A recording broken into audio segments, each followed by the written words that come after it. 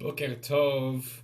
I'm Rabbi Shaner, and I'm really excited to start this day together with our Temple Sinai Toronto family with this Boker Tov stream, our daily chance to connect, to reflect, and to remember together. This morning, we're going to begin the way we begin almost every morning with an opportunity to bless God for the miracle that we simply are here, that we have a body and a spirit with which to participate in being part of the world. And so we will begin with a blessing for that body and spirit. Baruch atah Adonai Eloheinu melech haolam asher yatzar et haadam bechokma uvaravo nekavim nekavim chalulim chalulim galui v'eder lifnei chisech vodecha she'im yipateach echad mehem או יסתם אחד מהם, אי אפשר להתקיים ולעמוד לפניך. ברוך אתה אדוני, רופא כל בשר ומפליא לעשות. Blessed eternal God, creator of the universe, you have fashioned our bodies with wisdom, creating within us a finely balanced network. To stand before you in prayer is itself a fragile miracle. Eternal God, we praise you as the healer of body and spirit.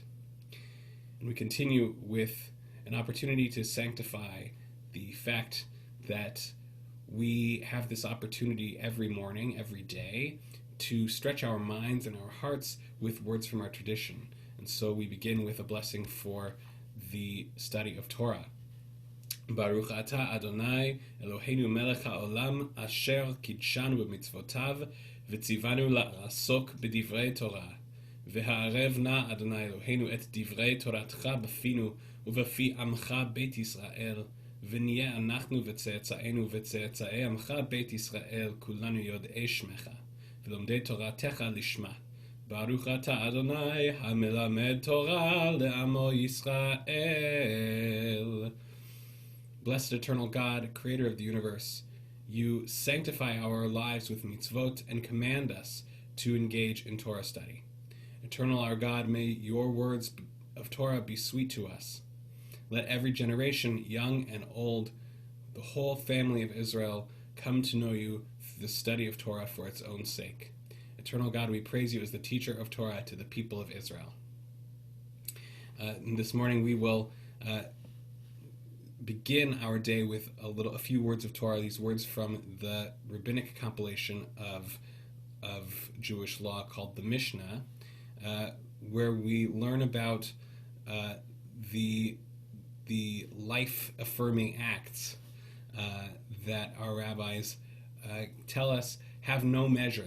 There's no cutoff point. There's no point at which you have finished your obligation here. Elu dvarim she'ein lahem shi'ur. These are the obligations whose value cannot be measured. They nourish us in this world and help us to create the world to come.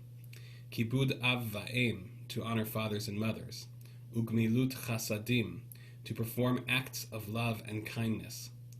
V'hashkamat beit hamidrash shacharit ve'arvit, to attend the house of study morning and evening. V'hachanasat orchim, to welcome the stranger. Uvikur cholim, to visit the sick. V'hachnasat kala, to provide for brides and grooms. Ulvayat hamet, to keep faith with the dead. V'iyun tefillah, to pray with sincerity. V'havaat shalom ben adam lachavero, to make peace where there is strife. V'talmud Torah keneged kulam, the study of Torah is equal to them all. We recite the Shema prayer every morning and every evening as we are charged to work toward wholeness and connection with our entire lives. And this prayer reminds us that we are connected. And so we'll say together, Shema Yisrael, Adonai Eloheinu, Adonai Echad, Baruch Baruch Shem Kevod Malchuto Le'olam Va'ed. Ve'ahavta et Adonai Elohecha b'chol levavcha uv'chol nafshecha uv'chol me'odecha. Ve'hayu hadvarim ha'ele asher anochi metzavcha hayom al levavecha. V'shinantam levanecha v'dibarta bam b'shivdecha b'vetecha uv'lechtecha v'aderech uv'shochbecha uv'kumecha. Ukshartam leot ali yadecha v'hayu letotafot bein einecha uchtavtam al mezuzot beitecha uvish'arecha. Vayomer Adonai el Moshe lemor daber el bnei Yisrael ve'amarta alehem ve'asu lahem tzitzit al kanfei vigdehem ledorotam v'natnu al tzitzit hakanaf patil techelet ve'haya lachem letzitzit וראיתם אותו, וזכרתם את כל מצוות אדוני, ועשיתם אותם. ולא תטורו אחרי לבבכם ואחרי עיניכם, אשר אתם זונים אחריהם. למען תזכרו ועשיתם את כל מצוותי, והייתם קדושים לאלוהיכם. אני אדוני אלוהיכם, אשר הוצאתי אתכם מארץ מצרים, להיות לכם לאלוהים. אני אדוני אלוהיכם. Adonai Elohechem Emet. Well, the word Emet, the word that concludes our recitation of Shema, means truth. And we learn truths from all different kinds of places, from Torah, from our lived experience, from our engagement with the world. But one of the ways that we can learn truths about our lives is not just to learn the traditions and the words of Torah that we study every single day, but also to focus on the building blocks of those words, to focus on the hidden meanings of the Hebrew alphabet, of the letters of the Hebrew alphabet, and of the order of those letters, which we have been doing on this stream for a little while, and we continue this morning with the next letter in the Hebrew alphabet, the letter Tet. The letter Tet is the 9th letter of the alphabet, and it is actually a word. The name Tet is a word that means a basket or a container, and that's reflected in both the Ketav Ivri, the ancient Hebrew script, and the pictographs that preceded it, as you can see here. This is our letter Tet in Hebrew, in Ketav Ivri, and also in the Ketav Ashuri, the Assyrian script, which has become the basis of our Torah font, our Torah writing. And so you see the letter Tet as we know it and love it today here next to its basket. It is a container. You can see it here a little easier. The letter Tet is a container, but it's also, because it's the numerical value of the number 9. It comes to represent a whole host of things that are not just a container or a basket. The letter Tet is a symbol of pregnancy because of the 9 months of gestation, which lead to a human birth. It also is associated with a number of words which begin with this letter, including the biblical concepts of tahara and tum'ah, purity and impurity, both of which begin with this letter Tet. But most of all, the letter Tet is associated with the word tov, the word for goodness in Hebrew. And we see that association challenged and affirmed in a short passage from the Talmud, which we're gonna learn here together. And this is from the passage. This passage is from the tractate of the Talmud called Bava Kama, which is part of the larger discussion on property and civil laws in Rabbinic Judaism. But it's one of several passages in the Talmud which discuss the meaning of dreams. And we see here that there is a desire to affirm the meaning of this letter tet, a desire to teach that its essential meaning is tov, good. Um, but that assumption is challenged and then affirmed. And so Rabbi Yehoshua says, if one sees the letter tet in his dream, it's a good sign. It's a good omen. What is the reason? Because if we say that it's because the word tov, the word good, is written with a tet, you could say this verse from Isaiah, v'tetetiha b'mate ateh, this verse which means I will sweep away Jerusalem with the broom of destruction, which is from the prophet Isaiah, which contains the letter tet several times. You heard it when I said it out loud. V'tetetiha b'mate ateh. A very complicated kind of tongue twister there. I dare you to say it 5 times. And incidentally, if you know that Rabbi Dolgan and I go curling in the winter, you should know that this is the verse that Rabbi Dolgan wanted us to have on our curling jackets because of its image of a broom. But he didn't end up getting his way. So we could say that because the letter tet appears in this verse so many more times, that we should associate the letter tet with this broom of destruction. So Rabbi Yehoshua can clarify, we mean one tet, just one, not many tets.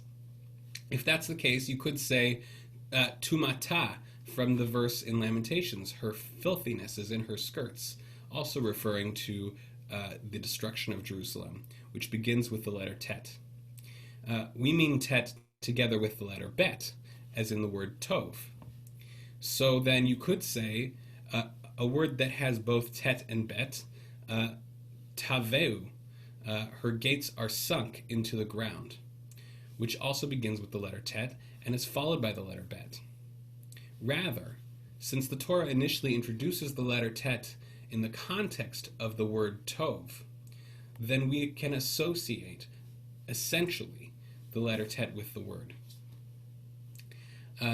As we learn in the book of Genesis, is in Bereshit, up until the phrase Vayar Elohim et haor ki tov, the letter tet doesn't appear in the Torah. So what's going on in this passage, which is very confusing, I acknowledge. What's going on is Rabbi Yehoshua has a teaching that when we see the letter tet, its basic form, we should think of it as a good sign. We should think of it as a symbol of goodness.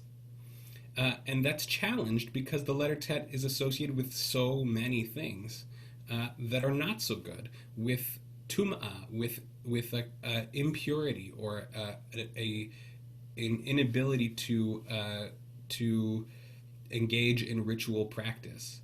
And it's also associated with destruction, with the broom of sweeping away that which is evil. And so what does the Gemara do here? It continues to search, to continue to strive to establish the essential meaning of tet as tov. And it does that by turning to the first appearance of the letter tet in our tradition, the first appearance of this letter in the Torah, which is with the word tov in the creation of the world. And the way that word is used in the Hebrew Bible, when it says here, Vayar Elohim et haor ki tov, that God saw the light that God had created, that it was good, what we really mean is that tov is not just a symbol of goodness, but of completeness.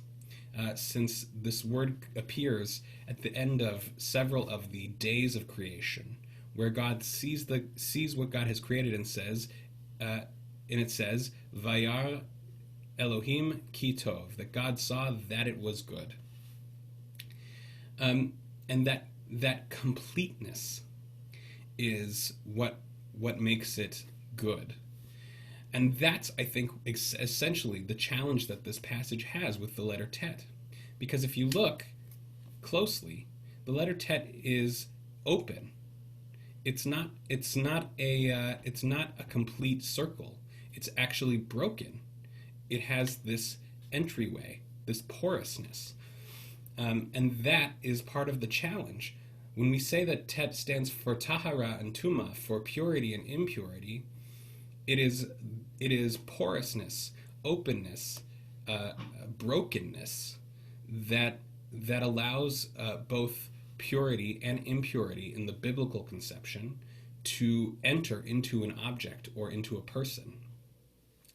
And yet, what does it mean to have goodness? It means being open to that which is good in everything in our experience, even in things that we experience essentially as difficult or bad even. There has to be a porousness, an openness in our experience to find the good. And so what Rabbi Yehoshua does in this passage about dreams is says the essence of this word, of this letter, is good.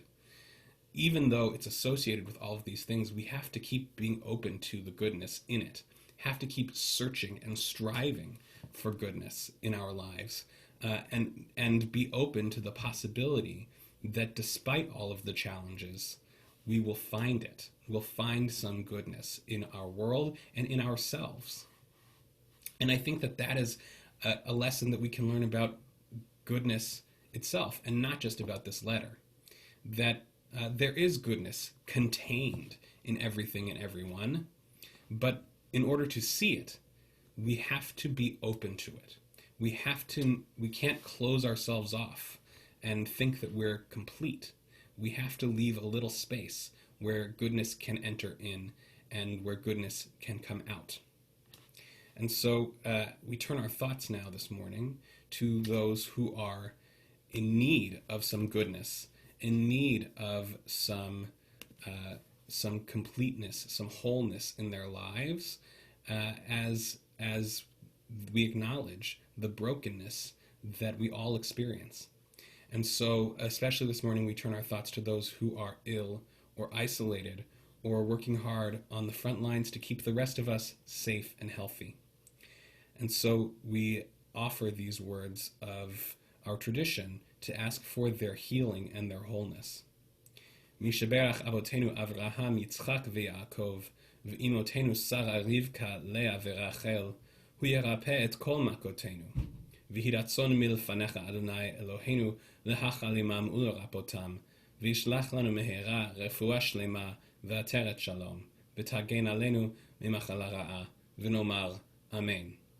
May the one who blessed our fathers Abraham, Isaac, and Jacob, and our mothers Sarah, Rebecca, Leah, and Rachel, heal all who suffer. May it be your will to provide healing and strength, to reveal to us the holiness of life and the wholeness of shalom, and to guard us from all illness, as we say together, Amen. Well, it's come time for us to turn our thoughts to those who have shown us the way to live and helped us become the people we are, even though they are no longer with us here in a material way. They're always with us in our hearts, and they always bless our path. And so our thoughts turn to those who died in recent days and weeks.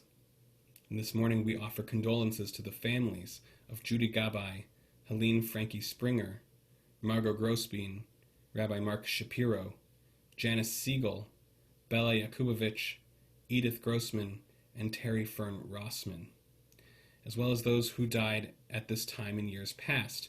On this 20th day of the month of Av, Monday, August 10th, our community remembers Philip Barnett, Louis Goluboff, Hiram J. Granovsky, Joy Lynn Herman, Evelyn Lakin, Rebecca Lipman, Oscar Novak, Celia Posner, and Lily Saltzman. Zichronam livracha.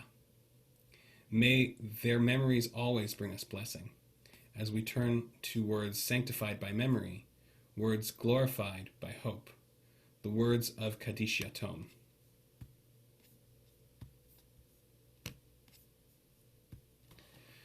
Yitgadal v'yitkadash shmeh rabba, be'alma divrach yeruteh v'yamlich malchuteh, b'chayechon uvyomechon uv'chayei dechal beit Yisrael, ba'agala uv'zman karev v'imru, Amen. Yehi shmeh rabba mevarach, le'alam ule'almei almaya, yitbarach, v'yishtabach, v'yitpa'ar, v'yitromam v'yitnaseh, v'yithadar, v'yit'aleh, v'yithalal, shmeh dekudsha berichu. Le'ela min kol birchata v'shirata, tushbechata v'nechemata, da'amiran be'alma v'imru, Amen. Yehi shlama rabba min shmaya, v'chayim aleinu ve'al kol Yisrael, v'imru, Amen. Oseh shalom b'mromav, hu ya'aseh shalom, aleinu ve'al kol Yisrael, v'imru, Amen. May the source of peace send peace to all who mourn and comfort to all who are bereaved. And let us say together, Amen. It's been wonderful sharing this morning together, learning and praying and remembering on this stream. And I look forward to joining you again tomorrow morning, where we will continue our daily Sinai streams at 8:30 a.m. Until then, I hope you're able to get out there and make it a great day. Boker Tov.